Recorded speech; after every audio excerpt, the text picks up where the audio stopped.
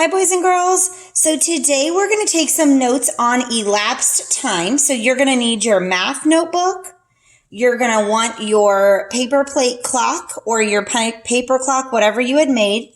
And you're going to want to get your small notebook, small book that says additional practice. And I'll get you the page number when we start.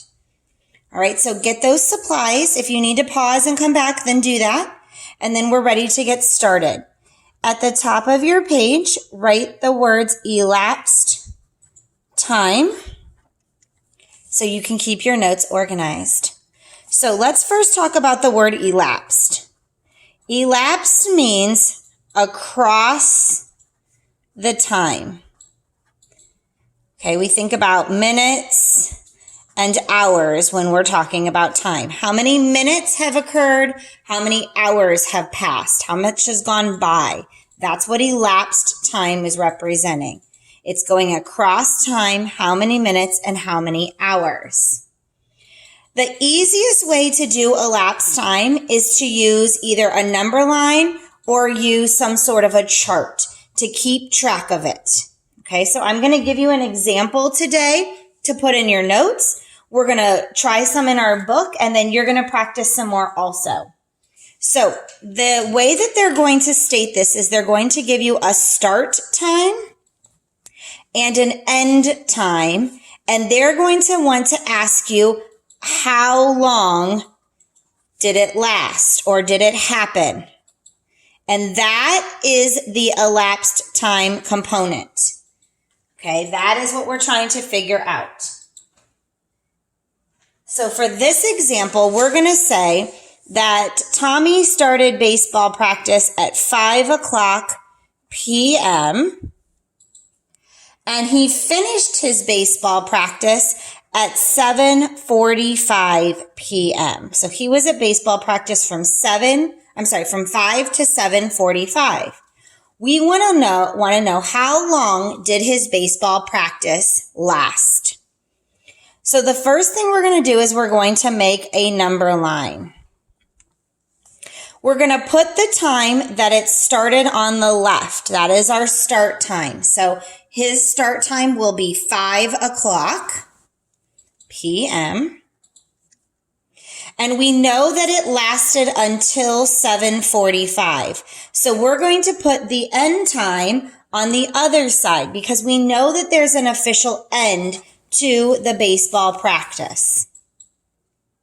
Now, when we are doing elapsed time, the first thing you're going to do is you're going to count by hours. You're going to skip count by hours because hours are the easiest to start with.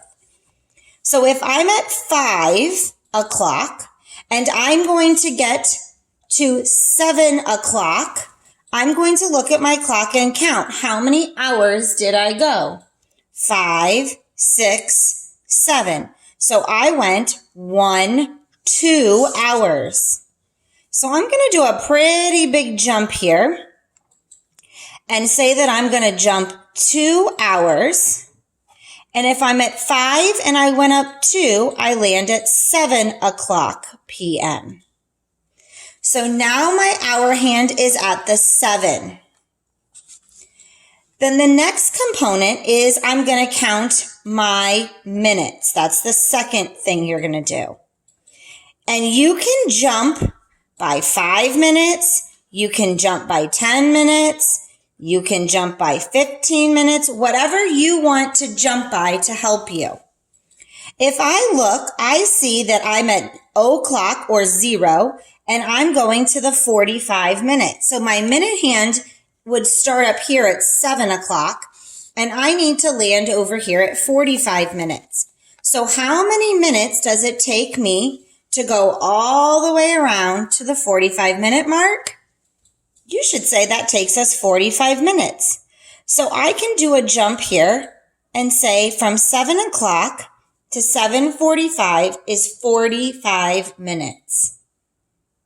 So now I know that my baseball practice lasted 2 hours and 45 minutes. Okay, so using a number line is a great way to help you stay organized. All right, let's go ahead and try another one in our notebook. So let's say that I put my chicken in the oven at 3:10 p.m. and my chicken is done at 5:30. It's a slow bake chicken. So I started it at 3:10 and I'm ending at 5:30. So I'm going to again make my number line. I put my start time at 3:10 p.m. and my end time at 5:30 p.m. And now we're going to jump. Remember I told you the first thing we're going to try to do is jump our hours. This time I'm going to just do hour jumps. So if I'm at 3:10 and I go up 1 hour, I'm going to land at 4:10. So just my hour is increasing. Then I know I need to get to 5:30 and 30 is after 10. So I'm going to jump another hour and that will put me at 5:10.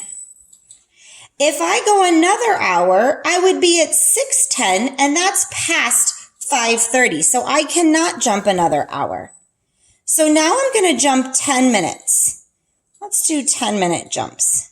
So from 5:10, and if I jump 10 minutes, I'm going to land at 5:20. And if I do another 10-minute jump, look where I land. 10 and 20 is going to put me at 30. Now let's see how long it lasts. We have 1 hour and 1 hour, so that would be 2 hours. We have 10 minutes and 10 minutes, so that would be 20. So my chicken cooked for 2 hours and 20 minutes. You can also use your clock. Make your times on your clock and jump around.